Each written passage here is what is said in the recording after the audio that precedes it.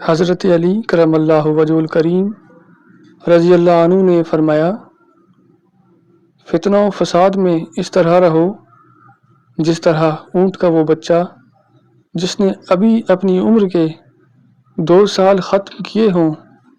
کہ نہ تو اس کی پیٹھ پر سواری کی جا سکتی ہے اور نہ اس کے تھنوں سے دودھ دوہا جا سکتا ہے۔ جس نے طمع کو اپنا شعار بنایا اس نے اپنے آپ کو سبک کیا، اور جس نے اپنی پریشان حالی کا اظہار کیا وہ ذلت پر آمادہ ہو گیا، اور جس نے اپنی زبان کو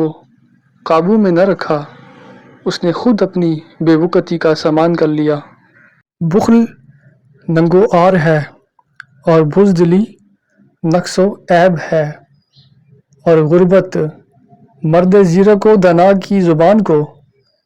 دلائل کی قوت دکھانے سے عاجز بنا دیتی ہے، اور مفلس اپنے شہر میں رہ کر بھی غریب الوطن ہوتا ہے، اور عجز و درماندگی مصیبت ہے،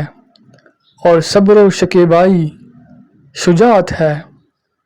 اور دنیا سے بے تعلقی بڑی دولت ہے، اور پرہیزگاری ایک بڑی سپر ہے۔